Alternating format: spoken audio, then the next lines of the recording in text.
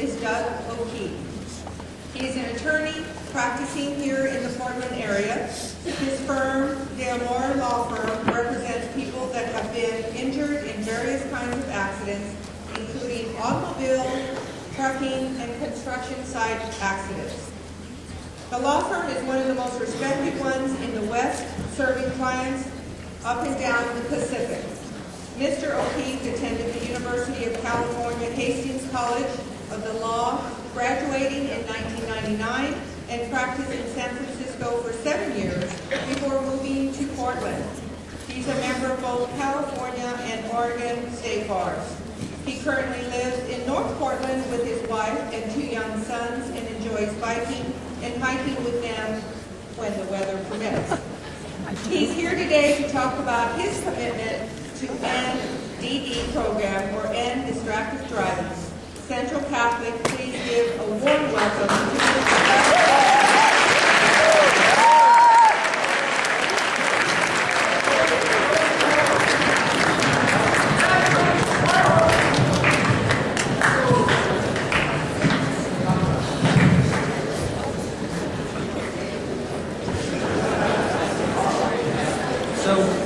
May is End Distracted Driving Month, and this is a program that's being given to high schools all across the country and all throughout Canada during this month.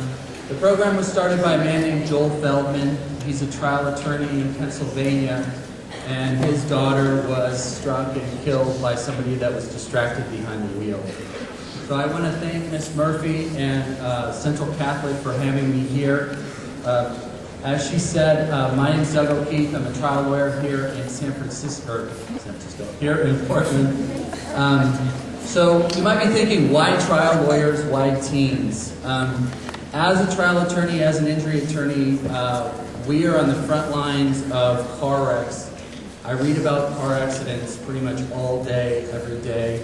I spend my time reading police reports as to why accidents happen and medical records as to what happens to the people that are involved in the accidents.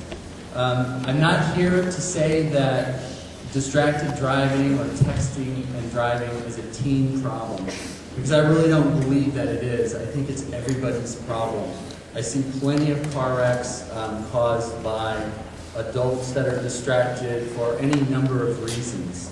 The reason that I'm here talking to teens is that you guys are the most powerful group of society that can change this problem. When I was coming up, when I was 16, there were no such thing as cell phones. I mean, cell phone was something you might see in the movies.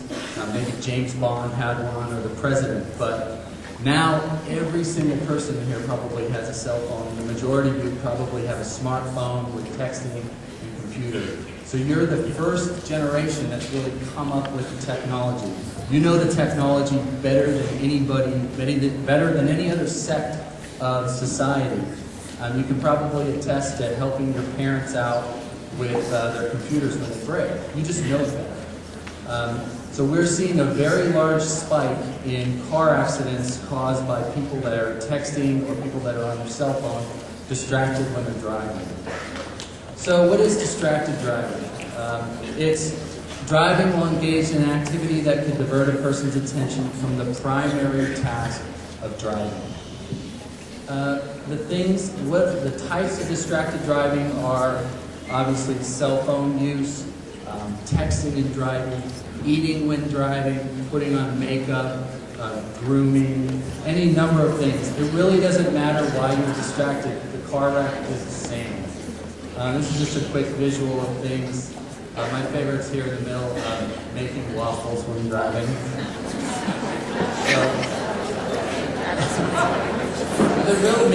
There's 3 main types of distractions when you're driving. The first is manual, taking your hands off the wheel to do something besides driving.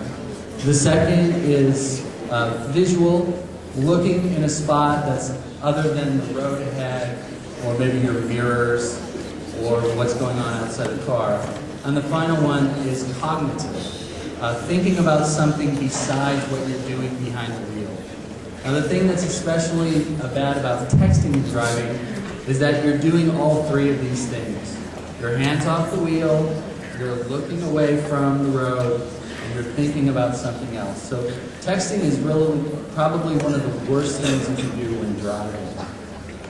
This is a short video taken on a city bus by one of the passengers, taking a look at what the bus driver is doing.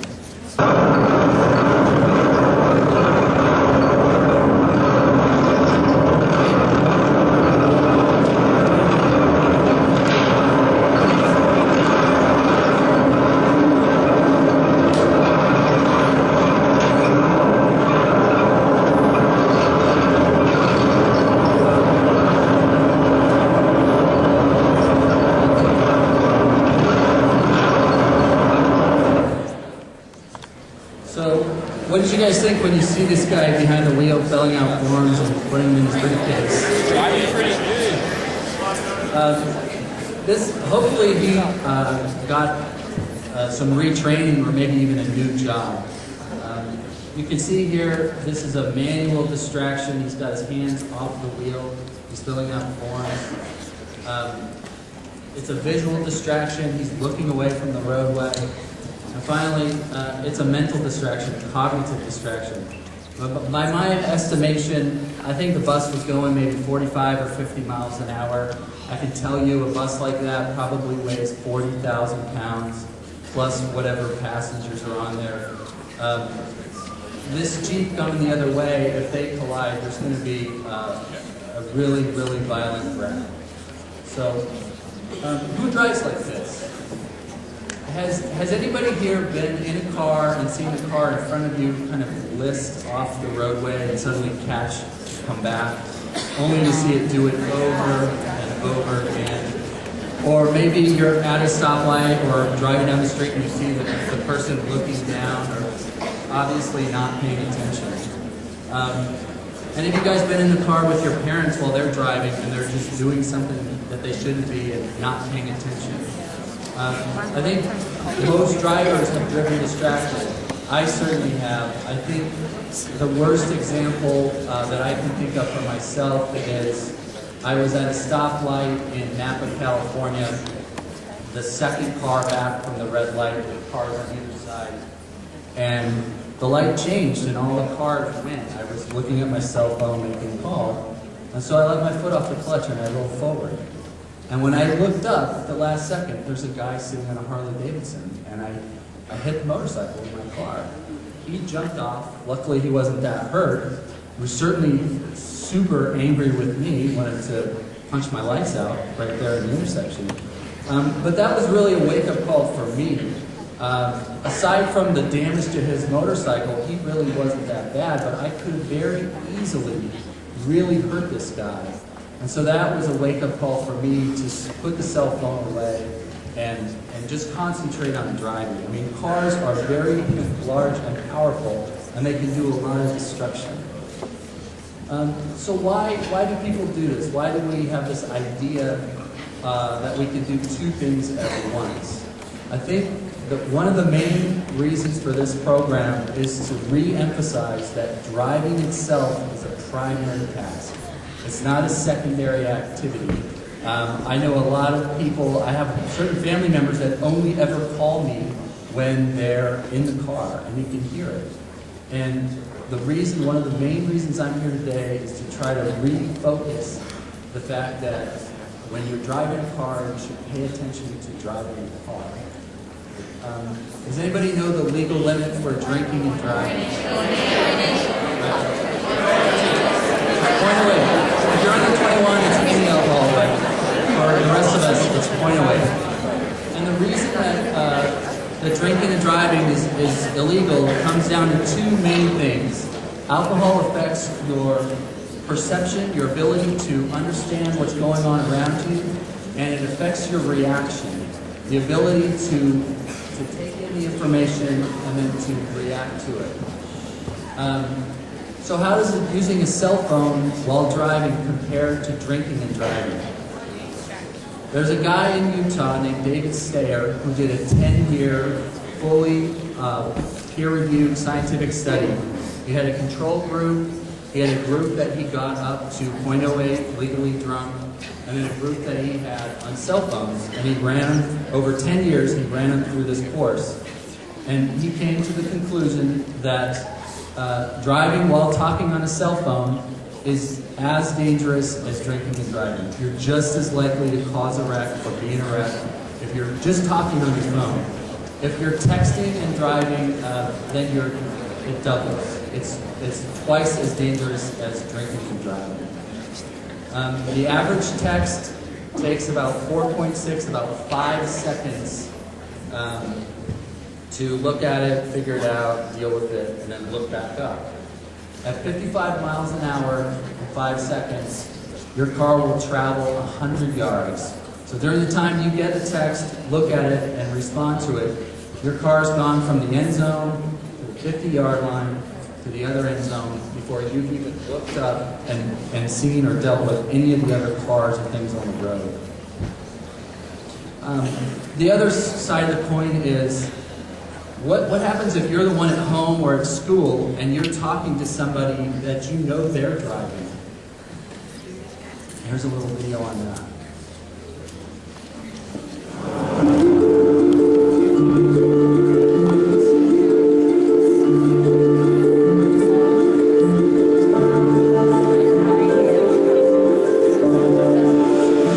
Ashley would text hundreds of messages every day. That was the way we kept in touch. We would definitely text more than we talked. Mariah was a multitasker extraordinaire. She could text better than anyone I know. She could be having one conversation with me, completely focused, while having a text conversation with somebody else. When you do something 7,000 times a month, you tend to learn where those 26 letters are. We would be at school, at home, movies, bowling, driving, not even looking at her phone, just simple, insignificant, useless, whatever it may be. About anything and everything. Just a way to pass the It time. didn't matter where we were constantly texting. This is my sister. She was looking at my message that I had just sent her. When she looked up, she had clipped the median on the left-hand side of the road. Her truck flipped, and as it was flipping, she was actually ejected through the driver's side door. And she landed in the ditch about 300 feet from her truck. People will tell you over and over again, it's not your fault. But knowing that you were the person that she was talking to when she was killed. Just having a highway patrol officer write in a report that a text message sent at 12:05 is the reason that she is dead is not something that will ever go away. If I could talk to her one last time, I would just say I'm sorry.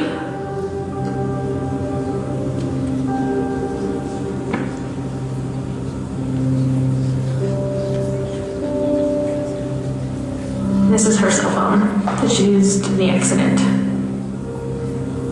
4 little letters. That's what killed her. So who's responsible for her death? I know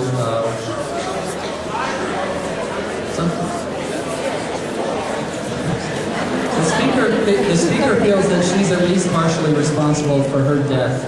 And my question is, how would you feel if you were in that situation, you were on the phone with somebody who got in a wreck? Would you feel guilty or feel at least partially responsible? It can be scary to be in a car with somebody who is distracted, and it's sometimes pretty tough to speak up. Hey guys, this is my teenage friend Rachel. She's cool. Hey. Hey, could you watch the road? Hey, could you watch the road? Okay. Alright, well if we die in a car crash, I want to donate my eyes to my neighbor Gary. He has a boat, and he sails all around the world. I would love to see that. I don't know if he actually needs eyes, but who would turn on a free pair of eyes, right? Who's that rich?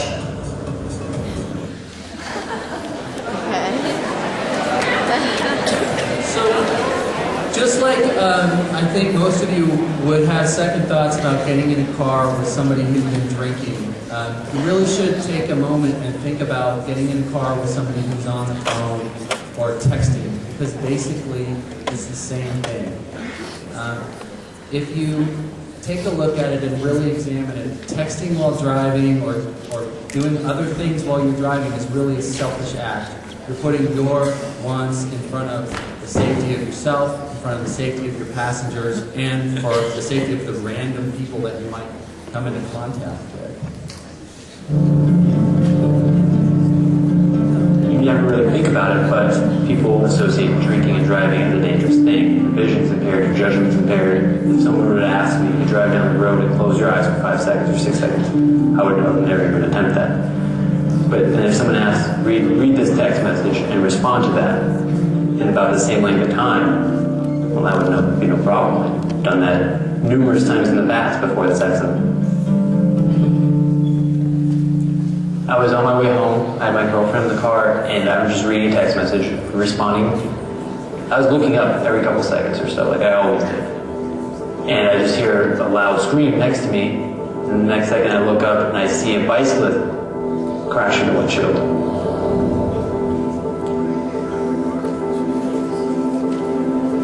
When I got out of the car, he didn't have a pulse, he wasn't breathing. He wasn't alive.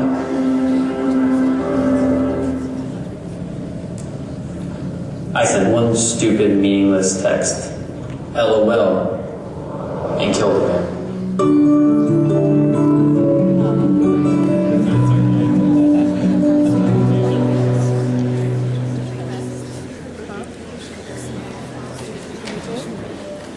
So the consequences, what can happen? I think the obvious ones are you could really hurt somebody, you could kill somebody, you can cause a lot of property damage, cost you a lot of money, you could go to jail, lose your freedom, lose your license. There's also a big human impact. It's very easy to think that people that cause wrecks are evil and people that get, the victims are good, but that's not really the reality of it. I've taken depositions and sworn statements of people that have, killed other people or caused these horrible injuries, and they feel absolutely terrible. It's something that never goes away. It haunts them their whole life. And there's a ripple effect to every wreck. The person that's injured is a father or a teammate or a mother or a daughter to somebody else. So it really kind of ripples out through the community. This year, 5,500 people will be killed in America from distracted driving. It's about 100 a week.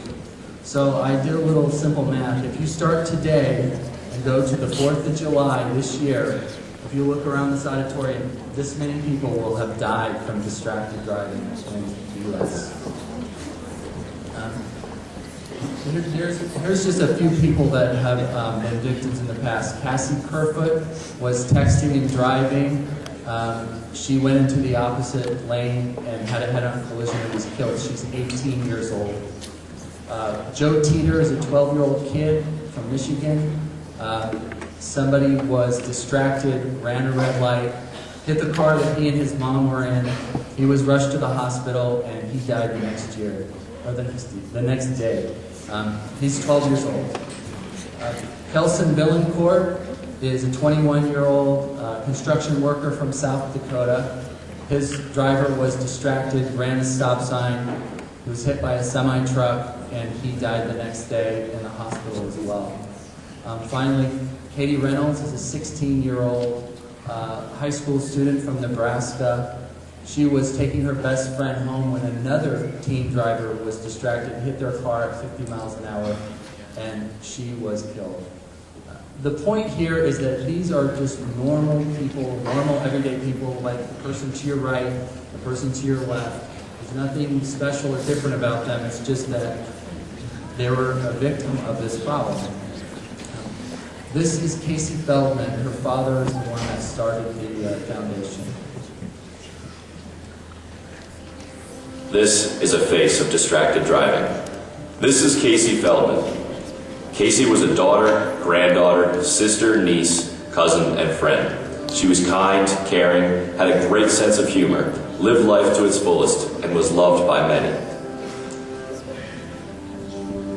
She was so funny and so vibrant and so beautiful in every way. She was smart, she was intelligent, she had goals for herself, she was really grounded, and She was someone that you knew would grow up to be somebody special, somebody important to other people. Casey's life ended on July 17, 2009. She was struck and killed by a distracted driver while she was crossing the street in a crosswalk. He had taken his eyes off the road for just a few seconds. It was the first time that I ever lost somebody, a friend, and someone my age. And it made me realize that could have easily been me, that could have been my sister, it could have been anybody. Before Casey's accident, I drove distracted, and I would let people who were driving me be distracted. In high school, rushing around to activities, I'd be eating in the car and doing makeup in the car. I actually wrote a speech in the car once. I was changing the radio station while backing out of a parking spot, and I hit a utility pole. I would take my eyes off the road to do makeup, to text message, to use my phone. I think definitely as a teenager, when you're first driving, you do feel invincible. And driving can become a secondary task to whatever you're doing. You're basically operating a weapon. I think that people need to realize that they're operating something that has the power to change like 1,000 lives. No matter what it is you're trying to do in the car, it's not worth it. When you're driving, it's not a secondary task, it is the only task you should be doing. We must learn from Casey's death that as young people we are not invincible. And we learn that it just doesn't happen to other people, it happened to Casey, someone that we love and miss very much. I think of Casey lying on the roadway after her accident, and when the police officer asked her how it occurred, she said, "I want my mom," and I wasn't there to comfort her in those last moments. What will it take for us to change the way we drive? I stopped having meals in the car. I put one CD in and I just don't change it. I make sure my purse is in the back seat now, my phone is in the back seat. If I'm driving, that's the only thing I'm doing. This is the picture I have in my car of Casey to remind me to keep my eyes and mind on the road. You could do the same with a picture of somebody that you love and care about.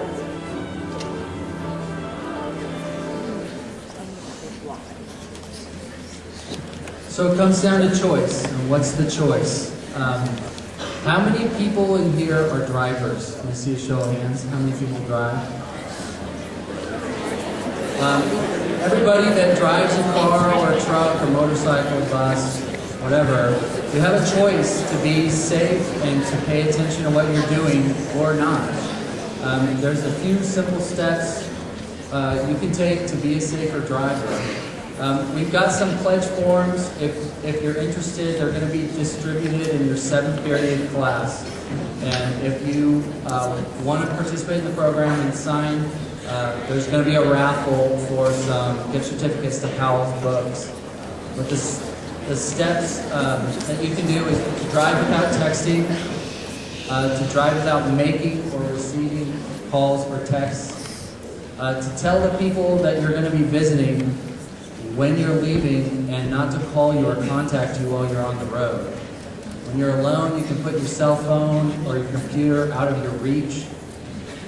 You can pull over to take a call. There are very, very few things in life that you can't stand to be 1 or 2 more minutes late to. It's way better to pull over and make the call, figure out where you're going, look at the map, and then get back on the road. You can deputize your passenger to deal with your phone, like a designated texter or a navigator. You can wait until you get to where you're going to eat. Set your music and leave it alone. I know I use an iPod in my car all the time.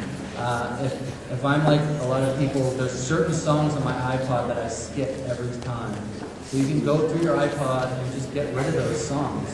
Or if you're taking a long trip, make a good playlist so you can just plug it in and leave it alone. Put on makeup before you start to drive. Wait to call or text until you finish driving. And if you're in a car with somebody that's doing something that you don't think they should, if they're not paying attention to the road, just speak up and let them know. It might be kind of annoying for the driver, but if you really think about it, that's somebody that cares about you and cares about your safety and their own safety, and they just want to get there okay. And just finally, just be a driver who cares about the safety of others on the road and is not selfish. All right, thanks very much.